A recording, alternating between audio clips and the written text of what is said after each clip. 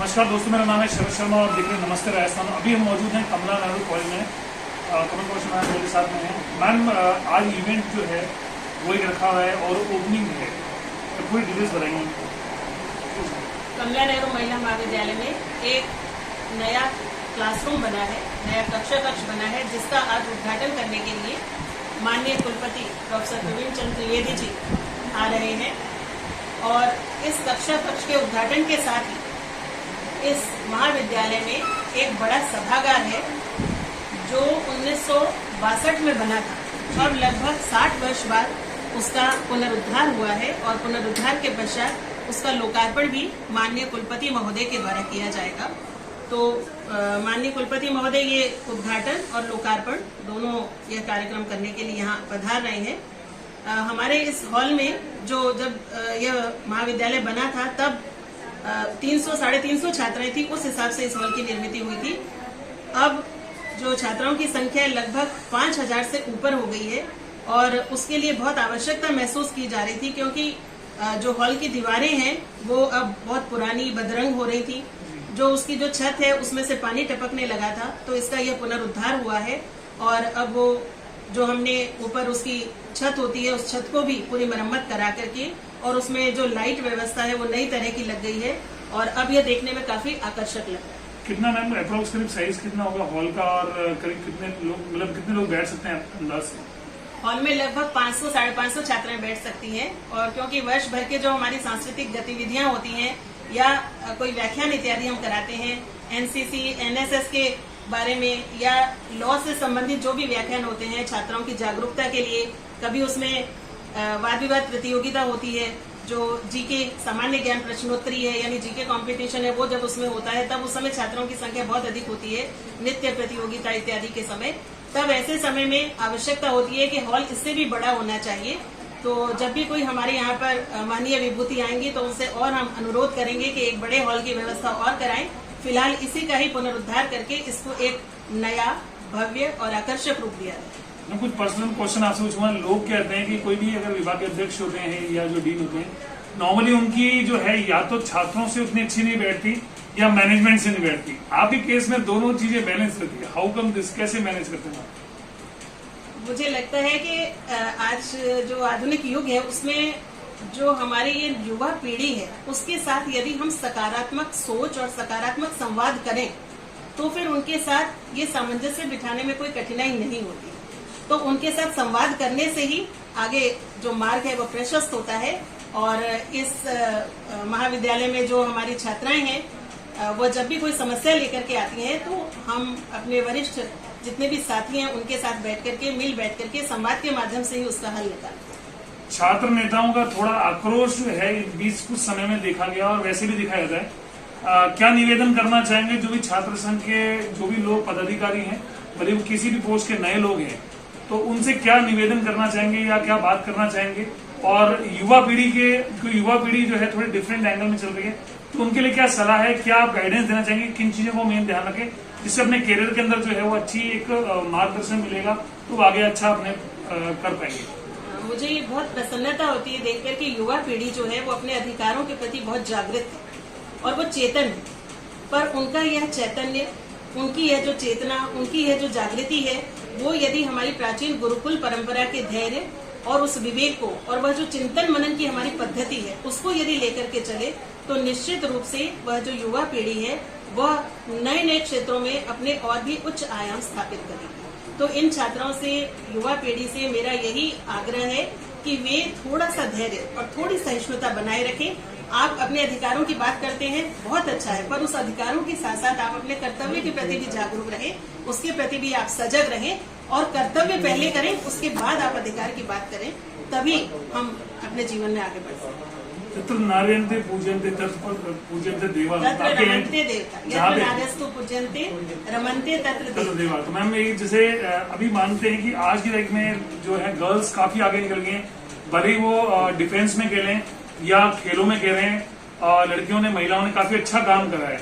तो क्या कहना चाहेंगे मैम कि आपकी क्या गाइडेंस है कि आज उनकी शक्ति जो है बढ़ी है, क्या मेजर रीजन है? निश्चित रूप से पूर्व की अपेक्षा यह शक्ति बहुत अधिक बड़ी है और बहुत अच्छा लगता है इस तरह से सबल स्त्रियों को देख करके। वह दौर अब चला गया है कि अबला नहीं कहा जा सकता अब भारत की नारी को, ये हम कह सकते हैं। अबला नहीं कहा जा सकता अब भारत की नारी को, राख समझना भूल बहुत है, छिपी हुई चिंगारी। तो निश्चित रूप से हर जो भी युवा पीढ़ी का व्यक्ति है, चाहे वह पुरुष है स्त्री है, उसके बीच में एक चिंगारी रहती है और उस चिंगारी को पनपने का, उसको फूलने का, फलने का, उस आग को बढ़ाने का एक अवसर यहाँ पर महाविद्यालय प्रदान करता है।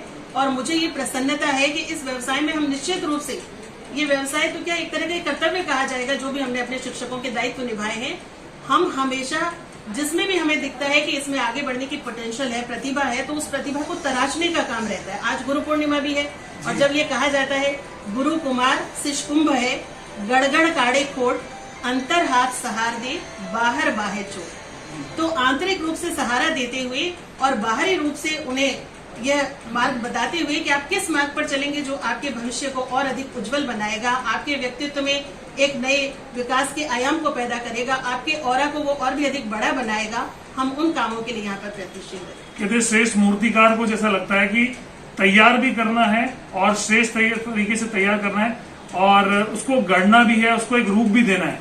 तो एक मूर्ति बोलते हैं बनाते समय एक जैसे पत्थर को लेकर मूर्ति बनाई जाती है, उस एक पत्थर पे बहुत ध्यान से रहना पड़ता है कि वहाँ छेनी तोड़ गई, उसकी मार्ग जो है वो उतनी जो है मारना चाहिए जिससे कि वो टूटे भी नहीं और गड़ भी जाए। तो तराशना और जो है वो तैयार करना दोनों चीजें हैं। तो एक गुरु होने के जो है ऐसे से आपका जो आज का संघर्ष जो भी लंबा रहा, आसान था संघर्ष या मुश्किल? हाँ, मुझे ये लगता है कि आप संघर्ष पथ पर, हमारे यहाँ कविता की एक पंक्ति है, संघर्ष पथ पर जो भी मिला यह भी सही वह भी सही।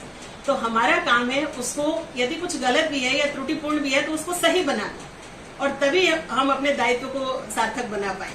तो इसलिए संघर्ष, बिना संघर्ष के आपका व्यक्तित्व निखरता ही नहीं है। संघर्ष बहुत आवश्यक है, परंतु उन संघर्षों से हमें बहुत कुछ सीखने को मिलता है। आज के युग में अभी भी हम सीख रहे हैं, नई पीढ़ी से हम बहुत कुछ सीखते हैं।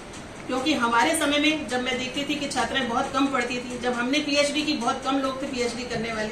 अब आजकल बहुत सारी छात्राएं हैं जो सोच रही है कि नहीं बीए एमए के नहीं, हमें तो इससे आगे और अधिक शिक्षा अर्जित करनी है। तो ये जो बढ़ाव है, उनके माता पिता, उनके अभिभावक, वो भी उसके साथ प्रयत्नशील रहते हैं और ये दोनों तरफा रहता है। आप देखते हैं एक कक्षा में 70 से 80 विद्यार्थी होते हैं, पर उसमें से सभी उस मुकाम तक नहीं पहुंच पाते। तो जो अपनी तरफ से भी पूरा उसमें ताकत लगाते हैं, पूरी अपने आप को, अपना जुनून जो पूरा सिद्ध करते हैं, उसे झोंकते हैं, वही निश्चित रूप से भविष्य की जो है उच्च मंजिलों पर वो पहुंचते। आप जैसे काफी नॉलेजेबल लोग हैं जो पूरे ग्रुप के अंदर हैं, आपको अपने जीवन के अंदर कुछ लोग ऐसे होंगे जिनसे एक मार्गदर्शन मिला या सहयोग रहा। आपके साथी भी काफी सारे, जैसे उपाध्याय साहब, हरी व्यास सर हैं, ऐसे काफी सारे जो हैं। कहते हैं कि आप लोग जो है एक तरह से डायमंड्स ऑफ द यूनिवर्सिटीज बोले जाते हैं। कुछ उपाध्याय साहब हो गए, हरी सर हो गए, आप हो गए, वीणा साहब हो गए, तो काफी लोगों को जो है वो डायमंड्स ऑफ यूनिवर्सिटीज कहते हैं। तो ये डायमंड्स यूनिवर्सिटी कुछ 5 साल 6 साल बाद में रिटायरमेंट पे आएंगे और जैसे उपाध्याय साहब रिटायर हुए हैं, जो पत्रकारिता विभाग के जो है वो हैं, तो अब आपको लग रहा है नई पीढ़ी में उतना लेवल मेंटेन हो पाएगा? जो मैंने जैसा अभी आपको कहा था कि जो अपने आप को पूरा झोंकेंगे और जिसके अंदर वो जुनूनी प्रतिभा है, निश्चित रूप से क्यों नहीं वहां तक पहुंचेंगे। संसार कभी रुकता नहीं, संसरती इति संसार।